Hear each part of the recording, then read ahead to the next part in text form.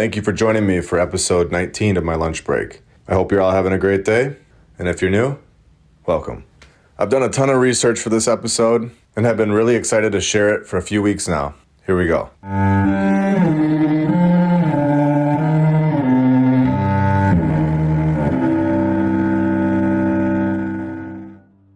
Today we are starting off in Melbourne, Australia, and directing our attention not just to Newman College, but more specifically, the chapel. After some extensive research, I was finally able to find a construction date for this chapel of 1938. So they say.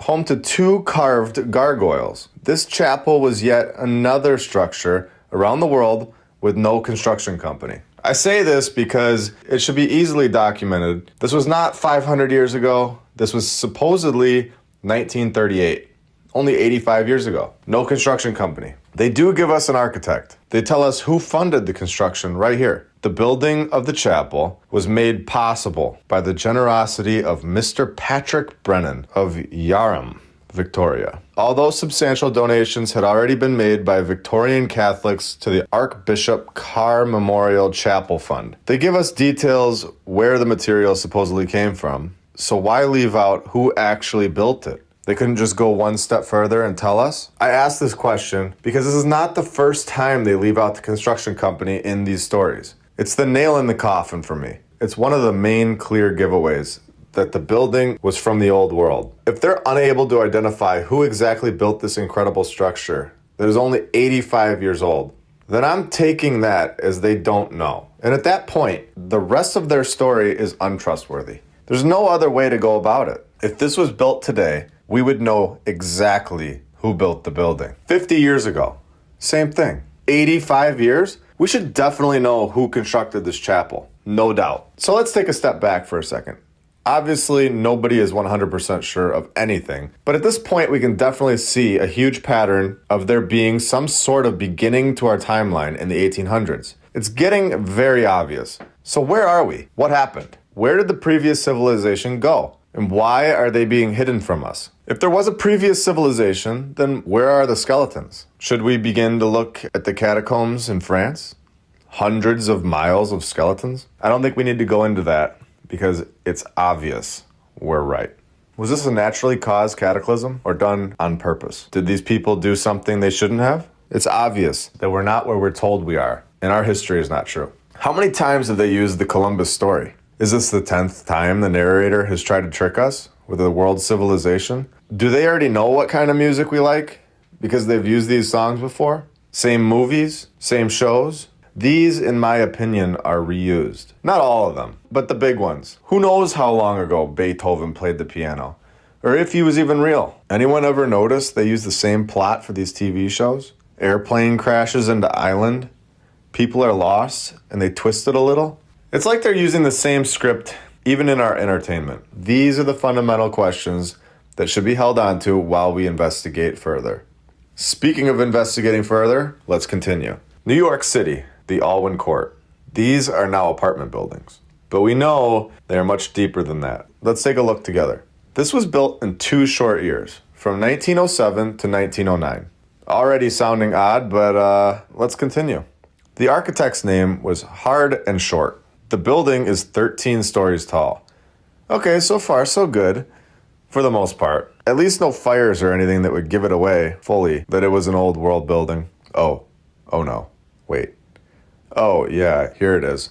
Despite a fire shortly after its opening, the Alwyn Court quickly became one of New York City's most expensive apartment buildings.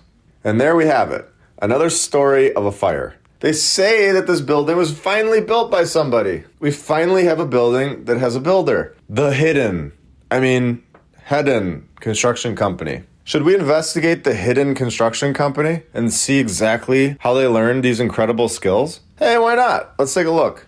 It started as a partnership between Mr. Viner Jones Hedden and Mr. J.J. Meeker. It was in this firm that after his formal schooling, Louis O. Hedden, second son of V.J. Hedden, learned the carpenter trade, as his father had done. Okay, so far nobody has taught these individuals the skill of building French Renaissance-style construction. Some schooling and boom! You and your jack of all trades dad got the skills to handcraft French Renaissance buildings. And let's continue, of course. Okay, then Mr. Meeker dies in 1884, and they make a new company. Still the same people, of course.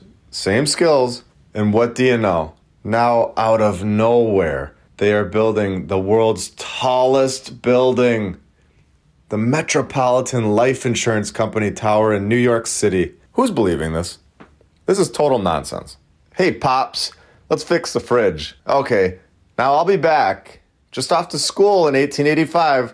I'll be back with some knowledge to build the tallest building in the world. In French Renaissance style buildings.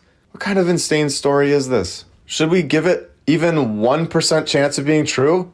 Where's the part where they say he worked with the world's most incredible sculptor to learn how to make the most unbelievable architectural designs come to life? Where is that part? Not even remotely close to being in the story. The hidden construction company did not build this building. Nice try, though. Very nice try. I do appreciate that at least they tried to give us a builder this time. Now, I'd like to take you all to an island. I actually wish I could. That would be fun. But let's go look at this island on Google and wish we could all be there. And looking at this building when it was actually being built and be able to see how it was built. Here we are at the Palma Cathedral, located in Palma, Spain, built in 2022. Could you imagine? The builder would be the most sought after builder in the world. By far. It wouldn't even be close. Okay, so construction actually started in the 1229. It wasn't finished up until nearly 4 centuries later. You know, companies have a tough time sticking around for 400 years nowadays. If someone wasn't getting the job done for 400 years, do you think they'd be fired, run out of funds, maybe, I don't know, die?